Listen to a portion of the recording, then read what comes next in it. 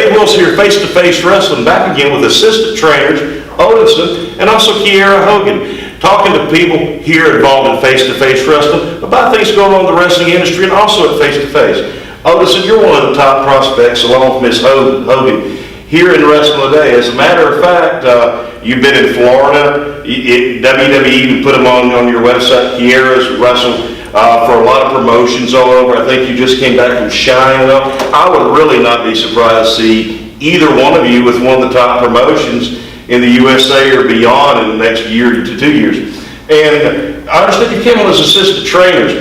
What exactly can you do to help young wrestlers today move up to the next level, Mr. Odinson? Well, I think that what I can bring to the table today is another perspective from a strength point of view. I have another style that not very many guys utilize nowadays. I have a powerlifting background. I competed in powerlifting for about 5 years, so I kind of incorporated that into my wrestling style, kind of being like a old school throwback strength kind of power guy.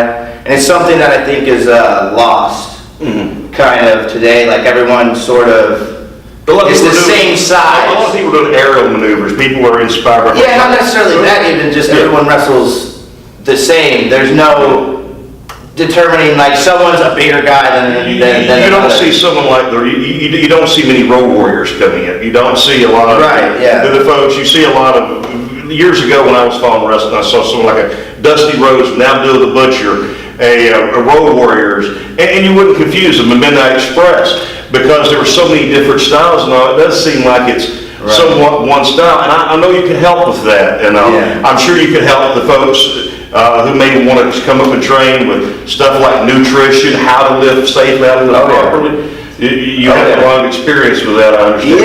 I've been lifting weights for over a decade now. Like I said, I competed in powerlifting for 5 years. Started bench press only and then worked my way up to full power, which is bench, squat, deadlift.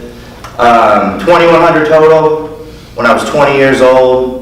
800-pound squat, 700-pound deadlift, 600-pound bench. And I take it you also could help someone if they're looking to start lifting and maybe need to lose a little weight or something. You probably could assist with that too. Oh yeah. When I was powerlifting, I was 300 pounds, a lot more bulky. Sure. You know, my cheeks were a lot fuller. But coming into wrestling, I really had to switch it up, switch gears, become more athletic. A more kind of live competitor, you know, where you're a little more flexible, stuff like that. Sure.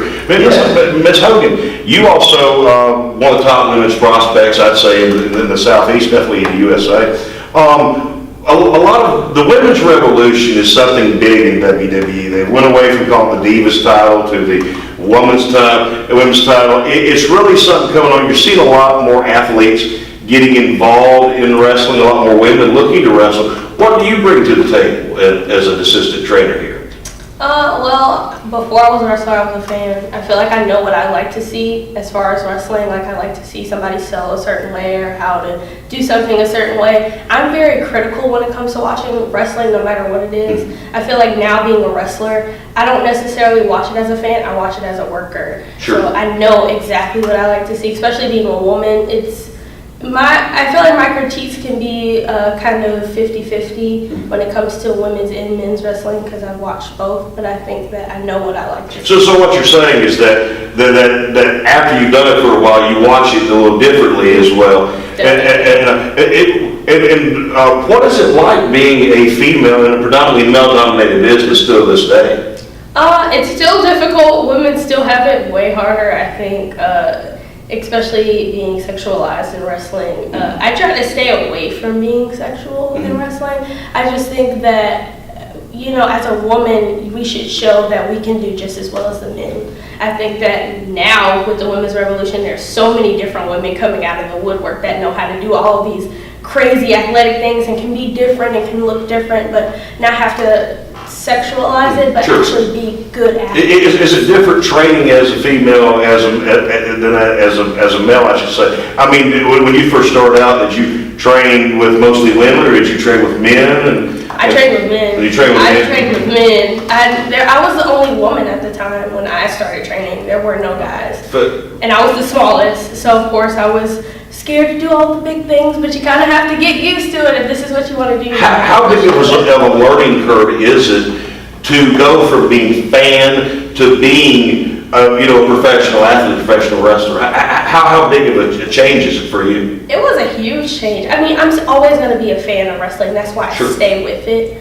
But you definitely see it in a different light when you become a worker. You kind of look at everything differently. You kind of see everything, and you just kind of just look at it differently being a worker and a fan. It's a different transition. You have to kind of work at it. And remember, going backstage with all these big stars, you're a worker now. You can't be like, oh. And also, that's one thing I talked to Mr. Hughes, Teddy Long, and Ron Simmons about how, that's one thing that face-to-face wrestling can help you with, that can help you go in and learn about how to interact with folks, how to deal with promoters, how to be able to, negotiate, pay rates and stuff. It's a whole different animal when you're learning over there. Odinson, what kind of things do you see on the indie scene?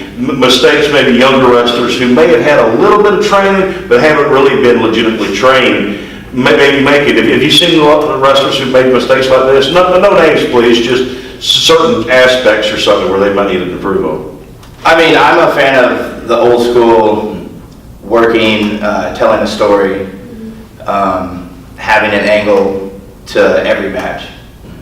So it seems like nowadays everyone it's like what happened with MMA. MMA used to be a boxer or a wrestler against each other. Yeah, but now it's all one. It's MMA. It's not different styles anymore. It's not jiu-jitsu versus a wrestler. It's an MMA guy who's been trained in MMA since the beginning versus another guy who's been trained in MMA since the beginning, which is just kind of stuff picked up here and there. And that's what I see a lot. It's just a lot of different things from a lot of different styles taken and just put together with no rhyme or reason behind it. A lack of psychology is what you're saying. Yeah. It's about who does the best trick and who is the coolest move, which is great, and you should do your best trick and your coolest move, but make it mean something. Make it mean more than just, another move that you did in the match. How important? Exactly. How important is the presentation of yourself as far as the way you carry yourself in making sure you get some success? Like, you're Odinson. How important is it to know who you are and to not, to have a character and to know exactly where you're going on that? I like having another, I like being Odinson. You carry yourself a lot differently, When I'm Odinson, everything's more professional, everything's more on point. Mr. Hughes really taught us how to conduct ourselves well with other promoters and other people who've been in the business for a long time. So it's definitely like Teddy and Ron and Curtis was saying yesterday. It's definitely more than just going out there performing athletic feats. It's a lot of business. It's a lot of other things. Yeah. And I know that face-to-face can help people with that. But what have you seen competing against other women and everything? Why should a woman come to face-to-face to train with folks like you and Odinson? Well, it's a lot of different styles. I think you'll learn a lot from a lot of different people. It's not just one style. It's not just one person. It's different styles, so you're not being trained the same. You're being trained in different aspects. So, of course, you have like the older school trainers, and then you have the new school trainers who can kind of give you like a better view of the independent scene. We see newer stuff, so we can kind of give you insight on what you'll look forward to when you start working on the indie. So by having y'all assistant trainers, we have a variety of styles, such as you get a little bit of the new school with the old school. Right. We have over 100 years of talent, probably a lot more than that here, with folks like Mr. Hughes, Teddy Long, Ron Simmons, Odinson, Kiera Hogan, Heath Slater, and the list goes on. I think John Gresham also is helping out. It's really fantastic to see all kinds of benefits that that y'all can provide here, and all kind of different ways you can train. All I gotta say is, thank you for your time, and I must say that I would not be surprised to see you on national cable or local television by the end of next year, even this year. This is Dave Wills for Face to Face. We'll be back with more coming up.